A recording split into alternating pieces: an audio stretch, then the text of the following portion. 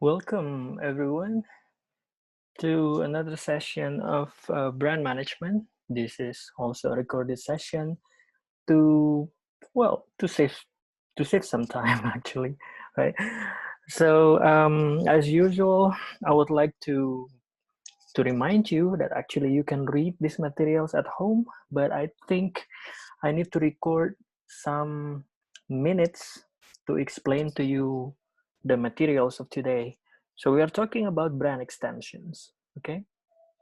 The brand extension, what is brand extension? I will explain it to you later. And at the end of this slide, the very last slides will show you some examples of brand extension in real life. But anyways, the brand itself, the primary brand are actually the the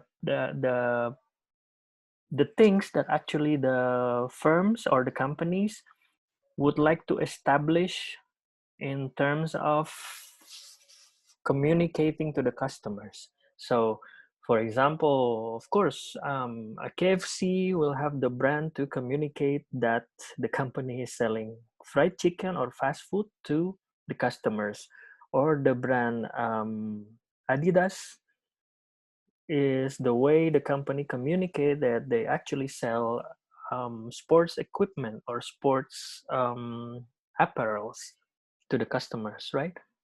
But they sometimes these companies they need to extend their market, as you can see here. From current market, they need to do a market penetration strategy in order to get new markets, of course. So this way they can make new products and make product development strategy, or they can make a diversification strategy. In other marketing subjects, sometimes it is called diversification strategy, but since we are talking about branding, well, the correct terminology will be brand extension. Okay. So brand extension is when a firm uses an established brand name to introduce a new product. And some classifications of brand extension can be seen here. Line extension, and also using a sub-brand to target a new market segment within the same product category. It can be also a category extension. And the last one is when the company uses the, quote unquote parent brand in a different product category. We can see later some examples that I saved for you, but first I need to go through the slides, okay? So some advantages of having brand extensions is that you can improve the brand image, you can reduce risk perceived by customers, increase probability of gaining the distribution and trial, and so on and so forth, okay? And I think the important point there is to avoid cost of developing a new brand here, because if you can make a brand extension, you actually don't have to make a totally new brand, right? We can see later what is an example of a brand extension. And some more advantages here, you can read it by yourself. It can be to clarify the brand meaning, enhance the parent brand image, or revitalize the brand. Well, of course, it will be related to any purposes of the company. What are the purposes of the company in introducing the brand extensions? Okay, but some disadvantages of brand extensions as well. You can see it can confuse or even frustrate consumers. It can encounter resistance from the retailer. It can hurt parent brand image. Parent brand here means that that's the old brand and it has extended to a new brand. Okay, it can succeed but cannibalize sales of parent brand. It can diminish identification with any category. It can succeed but hurt the image of the parent brand. Well, this is going in circles, but anyways, It can cause the company to forego the chance of developing a new brand. Okay, anyways. Now, we already find the advantages and its disadvantages. I will skip the other slides because you can read it at home. I will just go straight into examples of brand extension. You can see here. So I think I will focus on the familiar ones. Starbucks Frappuccino, okay. This is not the Frappuccino that you can buy in a Starbucks cafe, but it's a Frappuccino. It's an instant Frappuccino that you can make at home, but it has been produced by Starbucks. Okay, this is a brand extension because the main products of Starbucks are of course the coffee that you can buy at the cafes. But if you buy a Starbucks Frappuccino to make yourself at home, that's totally new product, right? So, okay, what else? The familiar ones here. Um, Maybe this one. Honda lawn mowers.